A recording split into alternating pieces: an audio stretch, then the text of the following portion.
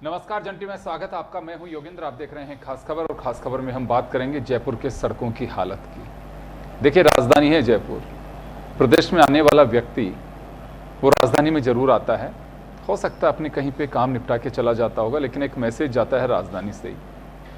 मुझे एक ध्यान है, वसुंधरा राजे जी के दूसरे कार्यकाल के प्रथम बजट में उन्होंने एक बात कही थी, एक पंक्तियां उन्होंने इंग्लिश में पढ़ के बताई थी कि किसी भी प्रदेश की तरक्की वहाँ की सड़कों से पता चलती है। जयपुर की स्थिति, जयपुर में तमाम हुक्मरान बैठते हैं, नेता हों, ब्यूरोक्रेट्स हो, सब यहीं बैठते हैं।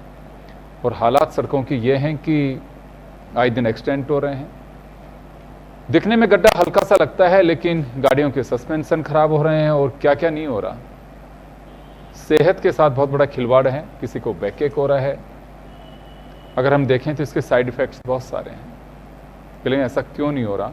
बात से ये एक तर्क ये दिया जाता है कि बरसात में सड़कें तो टूट ही जाती हैं, लेकिन ये कोई नहीं कहता है कि सड़कों के क्वालिटी के साथ कंप्रोमाइज़ करते हैं और करप्शन का खेल कितना चलता है, इस वजह से सड़कें टूटती हैं।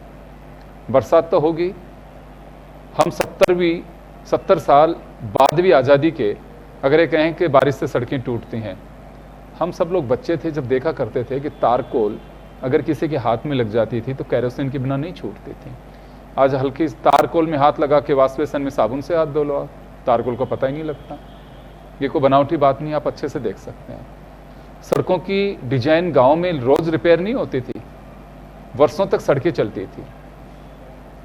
लेकिन आज क्या हो रहा है, साल में कब सड़कें बनती हैं, कब टूटती हैं, कब क्या स्थितियां बनती हैं, ये मैकेनिज्म हम डेवलप ही नहीं कर पा रहे हैं। कहने को तो बहुत छोटी सी बात लगती है सड़कों की, लेकिन सड़कों के साथ वाकई व्यक्ति की क्या दिनचर्या जुड़ी हुई है, क्या उसका नफ़ा नुकसान जुड़ा हुआ है, ये सब जानते हैं। अगर सरकार के नुमाइंदों की गाड़ियों में भी अगर सस्पेंशन खराब होता है, टायर फटता है, या रोड कट के कारण या गड्ढों के कारण कुछ हो रही, तो वो भी आप और मेरी जेब पे भारी पड़ रहा है। खर्चा होता है, वो किसी न किसी पब्लिक के टैक्स में से ही स्पेयर किया जा रहा है और उसे रिपेयर कराया जा रहा है। तो इस पूरे मुद्दे पर चर्चा करने के लिए भाजपा से हमारे साथ गोविंद छिपा साहब हैं, पार्षद हैं, विशेष रूप से हमने आमंत्रित किया है। कांग्रेस से जयपुर ग्रेटर नगर निगम के उपनेता, प्रतिपक्ष और पार्षद भरत मेघवाल साहब हैं। इनसे भी आज हमारी इच्छा थी कि जयपुर की नब्ज को टटोलने के लिए ये लोग भी उन्हीं चेहरों में से हैं जो जिम्मेदारी बनती है, और हमारे सहयोगी अनिल सेन हमारे साथ में हैं। भरत, आपके पास में आना चाहूँगा। क्या लगता है, देखिए पार्टी की बातें अलग होती हैं और सड़कों की स्थिति नई बात भी नहीं है, लेकिन सड़कें होती हैं ऐसी, मीडिया में आती हैं चर्चाएं अब, लेकिन एक्सट्रीम हो रही है कि लोगों के एक्सीडेंट हो रहे हैं, गिर जा रहे हैं, लेकिन कोई देखने वाला नहीं है। आंसू पहुंचने से काम नहीं चलते। क्या है कारण है कि हर साल ये स्थितियां बनती हैं? सबसे पहले तो मैं बात करना चाहूँगा, कल आप ही के चैनल पे हम एक टॉपिक पे डिबेट कर रहे थे, राइजिंग राजस्थान। और आप सोचिए कि अगर जापान, टोक्यो, विदेश से कोई इन्वेस्टर जयपुर में आता है और 3 से 4 घंटे की लगातार बारिश होती है, तो आपको लगता है कि वो यहाँ से एयरपोर्ट तक भी सही जा पाएगा? आपको ध्यान होगा कि जब तेज बरसात हुई तो माननीय मुख्यमंत्री जी सड़क के दौरे पर निकले और तमाम अधिकारियों को साथ में लेकर उन्होंने निरीक्षण किया और आदेश दिए कि जल्द से जल्द ये जो सड़कें हैं उन सड़कों का रिपेयर हो जाना चाहिए।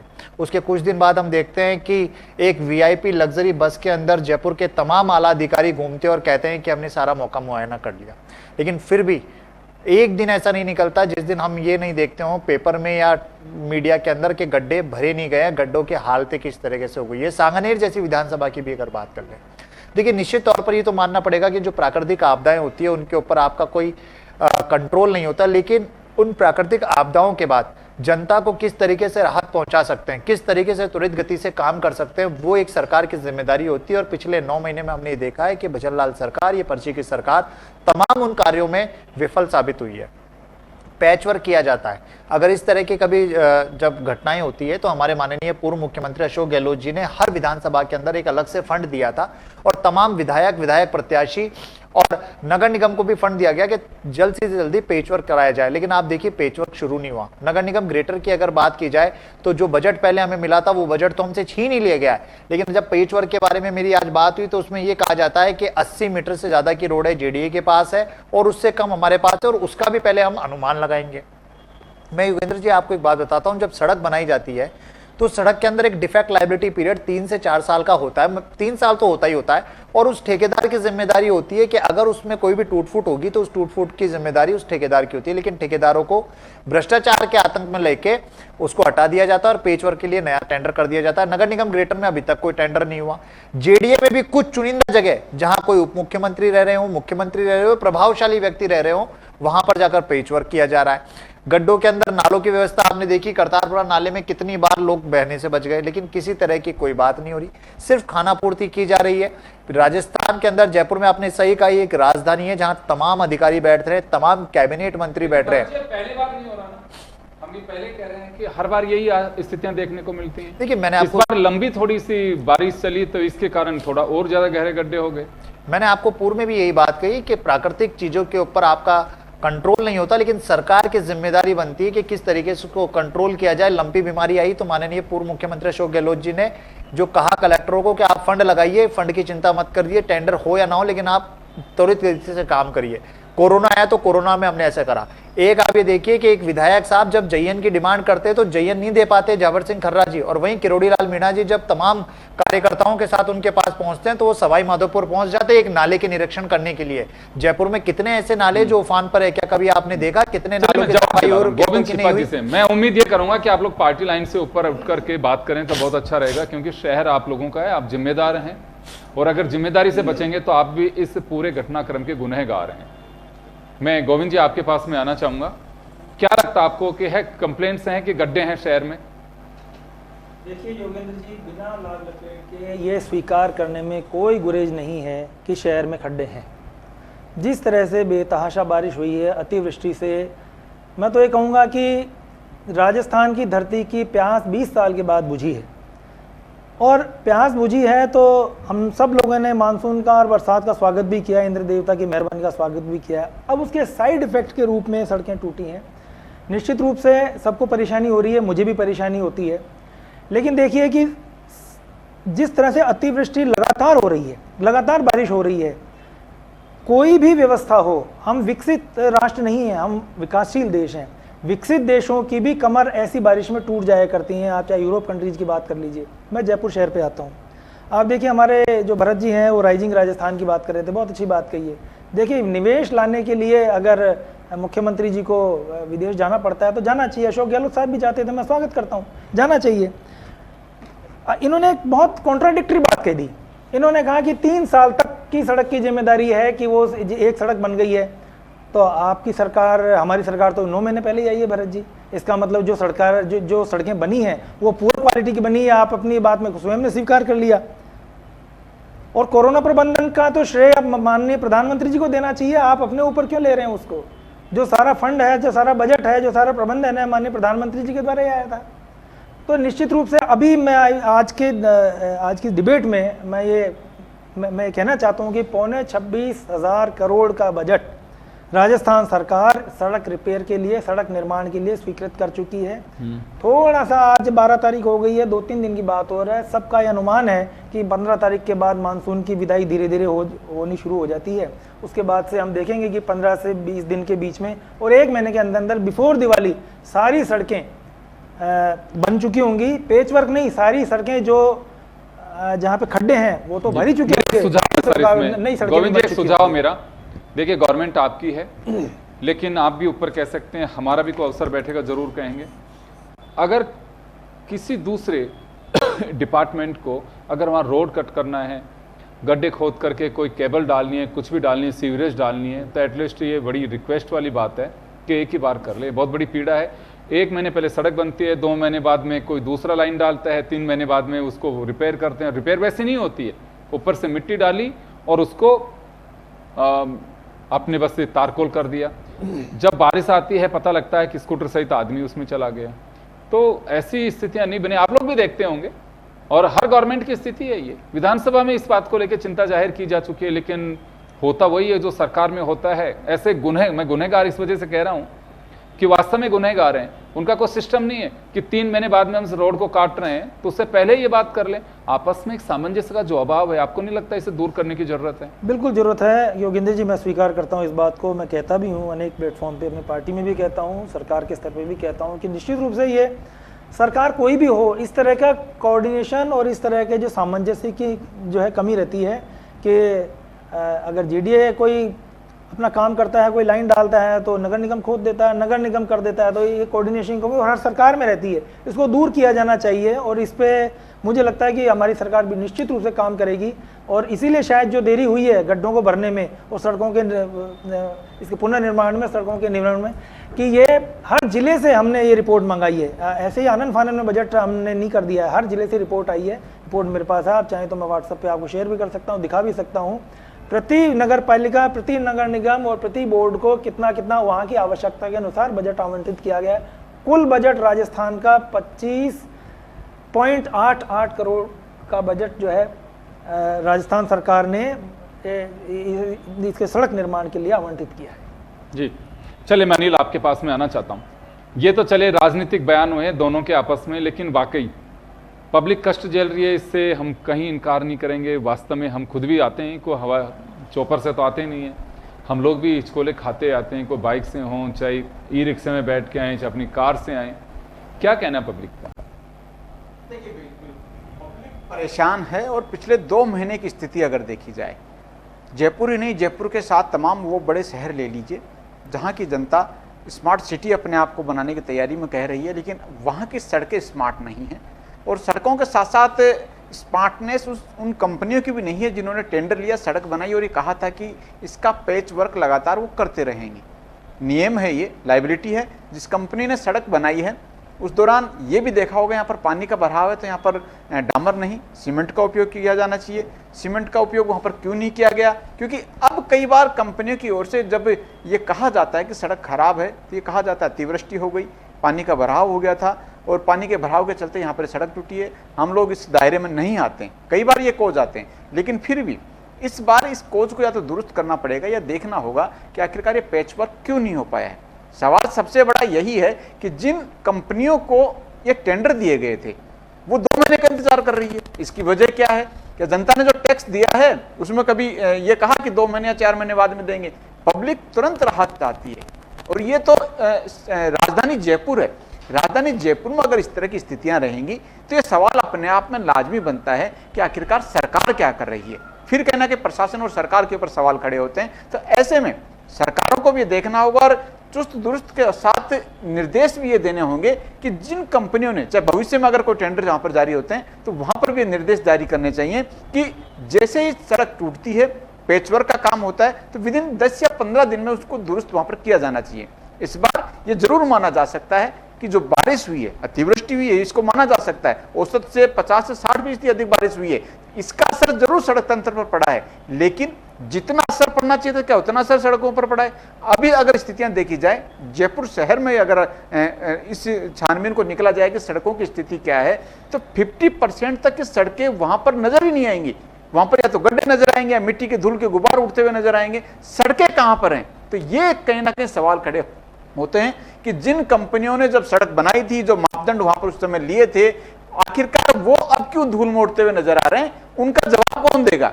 सरकार जवाब लेने के लायक है, सरकार सवाल उठाए, उन कंपनियों को नोटिस भेजे, नोटिस भेजकर उनसे जवाब लिया जाए। लेकिन क्या वो कंपनियां इस मार को झेलेंगी? और जो नियम है 3 साल तक का पुनर्निर्माण या पेचवर्क बनाने का, क्या उस दायरे में आने के बाद में वो कंपनियां इनको दुरुस्त वहां पर करेंगी? क्योंकि अक्सर ये देखने में आता है, जब भी ये सवाल उठता है तो कंपनियां कोई ना कोई बहाना करके, क्योंकि रसूख वाले होते हैं, पहुंच वाले होते हैं, तो उनके ऊपर वो नियम कायदे नहीं आते हैं। नियम कायदे तो जनता के ऊपर आते हैं। जनता परेशान हो रही है, जनता के राहत के लिए टैक्स लिया गया था, लेकिन अभी वो गड्ढों पर सफर कर रही है। तो ऐसे में जनता को राहत देने की जिम्मेदारी सरकार को लेनी चाहिए, और ये जिम्मेदारी भी कहना कि सरकार को लेनी चाहिए कि जिनकी जवाबदेही थी 3 साल तक ठीक करने की सड़क तंत्र को, वो आखिरकार 2 महीने तक सो क्यों रही है? अभी तक जो लेट रथी हुई है उसका दंड देना चाहिए कंपनियों को, और आगे भविष्य में अच्छी कंपनियां हो और बेहतर सड़कों का निर्माण हो, अच्छा इंफ्रास्ट्रक्चर बनकर तैयार हो, उसके लिए कहीं ना कहीं कवायद होनी चाहिए।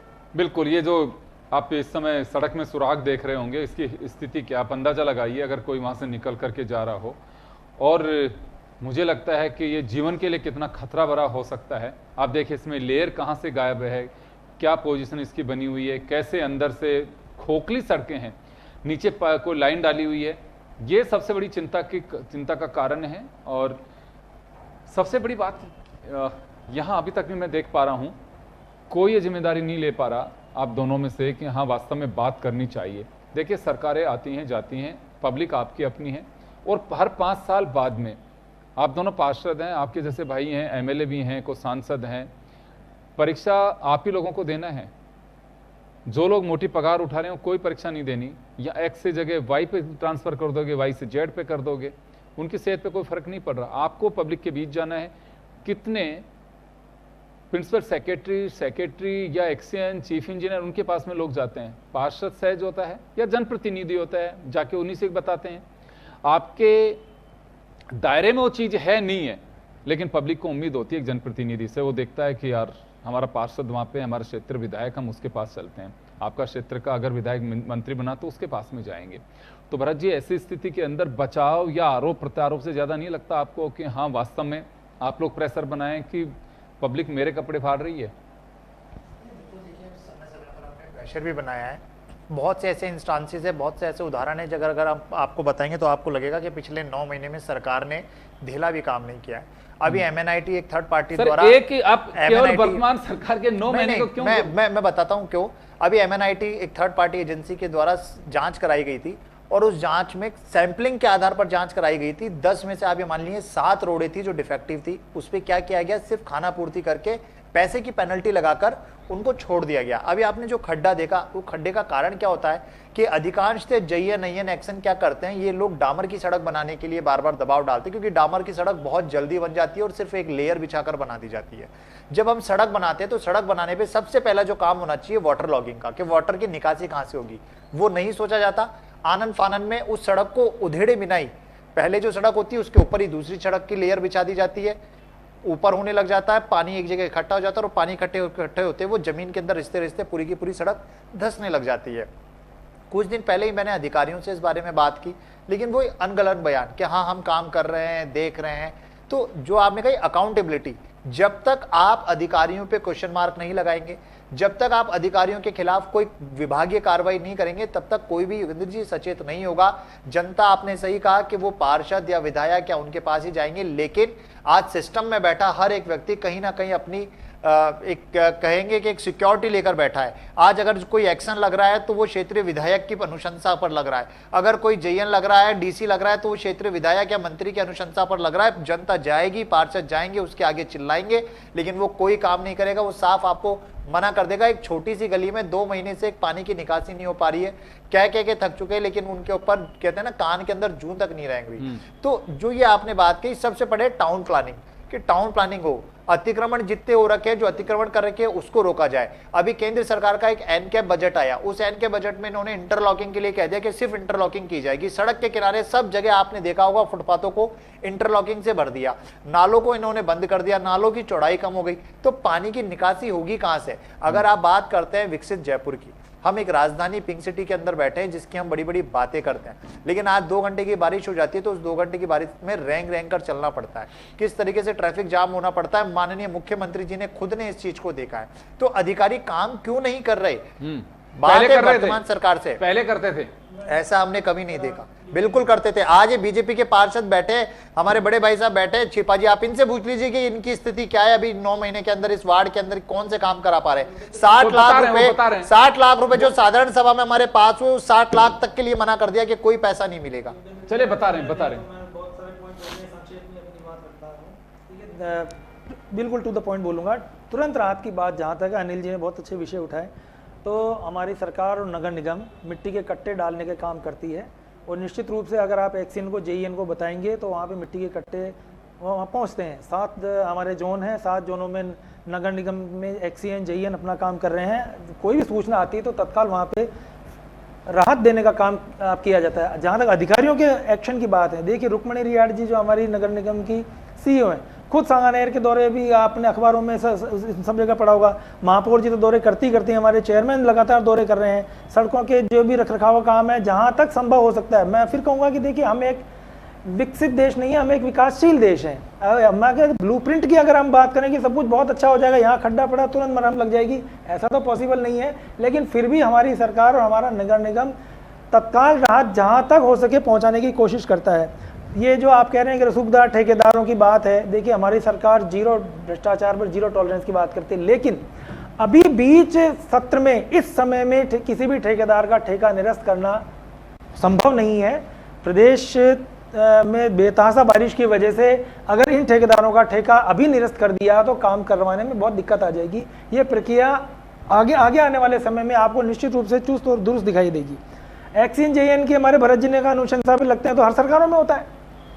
बिना अनुशंसा के कौन अधिकारी कहाँ सीट पे टिक पाता है? ये तो हर सरकार आती है, अपने अपने अधिकारी लगाती है। हमारी सरकार ने तो फिर उन्हीं अधिकारियों से काम चला रही है, क्योंकि हम ये मानते हैं कि भाई अधिकारी हो सरकार के साथ चलना चाहिए उसको। तो इसमें कोई बहुत बड़ी बात नहीं है कि अनुशंसा पे लगा हुआ है। ये तो आपकी सरकार थी तो आपने अपने अधिकारी नहीं भर रखे थे क्या? और भरने भी चाहिए। अगर आप सरकार में होते हुए अपने एक्सीएन जेईएन से काम ही नहीं करवा पाएंगे तो फिर आपको सरकार में होने का फायदा क्या है? कैसे आप काम कराएंगे? जी चलिए अनिल, आपके पास में आना चाहूँगा मैं। स्थितियाँ आपको लगता है कि बदल पाएंगी? क्योंकि सबसे बड़ी तकलीफ की बात यह है कि इसे एक सियासी मुद्दा बना दिया जाता है बजाय सॉल्यूशन के। देखिए तो जरूर बदलेगी। सरकार के स्तर पर हम देख भी रहे हैं, जिलों की फीडबैक मंगाने के लिए मंत्रियों को भेजा गया है, निकायों को बजट हाल ही में जारी किया गया है। कुछ जगह हम देख भी रहे हैं कि पैचवर्क का काम यहाँ पर हो रहा है, लेकिन फिर भी जो चीज़ें होनी चाहिए थी समय के ऊपर, सवाल यही है कि जितने समय में होनी चाहिए थी, जब होनी चाहिए थी, जनता को जब राहत चाहिए थी, तब क्या हो रहा था, ये कहीं ना कहीं सवाल यहाँ पर बनता है। मंत्री अधिकारी जरूर दौरे पर निकले, लेकिन उनकी गाड़ियों के सस्पेंशन बहुत अच्छे हैं, उनको हिचकोले नहीं लगते हैं इतने। लेकिन जनता जो गाड़ी लेकर निकलती है, उनके जो हिचकोले जब जनता खाती है तो वो असर सरकार पे पड़ता है। ये सरकार को सोचना होगा, क्योंकि पब्लिक परेशान होगी, कोसेगी किसको? अधिकारी मंत्री को नहीं कोसती है, वो सीधा सरकार के ऊपर आती है कि आखिरकार क्या कर रही है भजन लाल जी सरकार, जो कि राहत देने के लिए आए थे, लेकिन अभी तक उनको राहत नहीं मिली है। महीने भर पहले दौरा हुआ था, लोगों को लगा था, हमने देखा भी कि फीडबैक लिया। भरी बारिश में जब मुख्यमंत्री भजन लाल शर्मा पहुंचे, देखा गड्ढे हो रहे हैं, गड्ढों को भरा जाना चाहिए, ये व्यवस्था क्यों नहीं है, इनको दुरुस्त होना चाहिए। लेकिन महीने के बाद तक अगर वो व्यवस्था दुरुस्त नहीं होती है तो फिर पब्लिक कहती है कि मुख्यमंत्री जी कह के गए थे, वो क्या, क्यों नहीं हो पाया? तो ये कहना का सवाल अधिक बनता है, और फिर जनता में रोष भी देखने को मिलता है। तो ऐसे में सरकार इस चीज को देखे, मंत्री अधिकारी के दौरों को नजरअंदाज करे, क्योंकि वो फीडबैक लेने के बाद में शायद वहां पर काम नहीं हो पाया, या फिर उस फीडबैक को ये देखे, मॉनिटर करे कि काम कहां पर आगे बढ़कर उन मंत्री अधिकारियों ने वहां पर किया है और कहां पर कमी खामी छोड़ी गई है। इन तमाम चीजों को, हालांकि कल जिस तरह से हमारी बात हो रही थी, ये जरूर कहा जा रहा था कि कुछ कंपनियों को शायद नोटिस दिया जा सकता है, यहाँ पर उनके इंफ्रास्ट्रक्चर जिस तरह से डेवलपमेंट वहां पर किया गया था, सड़क तंत्र बनाया गया था, कुछ कमी खामी वहां पर नजर आई है। लेकिन कितनी कवायद होती है, कितनी सरकार आगे बढ़ती है, ये समय की बात। चलिए, लेकिन लबोलुआब यही है कि लबालब भरी सड़कें पानी से तो तरबतर हैं, लेकिन गड्ढों से भी हैं, और गड्ढे वाला शहर कहा जाने लगा है अभी इसको। कोई भी एक रोड देख लीजिए, ये कहा जाता है कि वीआईपी मूवमेंट के जिस रूट्स को तैयार किया जाता है वहाँ तो चकाचक सड़कें होती हैं, लेकिन आम पब्लिक का हाल भी जानिए साहिब। और अगर यही स्थिति बनी तो एक भरोसा जरूर उठेगा कि हाँ, एडमिनिस्ट्रेशन नाम की कोई चीज़ नहीं है। ये हर व्यक्ति की तकलीफ है, और मुझे लगता है कि नेताओं के प्रति सॉफ्ट कॉर्नर इस वजह से होता है कि जवाबदेही किसी की भी हो, लेकिन लोग उन्हीं के पास में जाते हैं। तो उम्मीद की जानी चाहिए एटलीस्ट कुछ भी हो, सड़कों का रिपेयरमेंट जो है, वो रिपेयर जो कराने का काम है, उसे जल्द से जल्द लागू किया जा सके। मैं माफ़ी चाहूँगा, समय कम है, हम बहुत सारी चीज़ों पे चर्चा कर सकते थे। लेकिन आज इस मुद्दे को लेना लाजमी इस वजह से था कि बहुत सारे लोगों के फ़ोन कॉल्स, हमारे को व्हाट्सएप पे मैसेज और उनके कमेंट्स भी बड़े तीखे भी थे कि आप इस मुद्दे से बचना क्यों चाहते हैं। जवाबदेही गवर्नमेंट की है, जो सिंहासन पे बैठे लोग उनकी है, लेकिन पब्लिक उम्मीद चारों तरफ से करती है। हर सड़क का हाल यही है, तो उम्मीद की जानी चाहिए आने वाले दिनों में ज़रूर ये दुरुस्त हो पाएंगे। आप सभी का बहुत बहुत शुक्रिया। खास खबर में इतना ही, दीजिए इजाज़त, नमस्कार।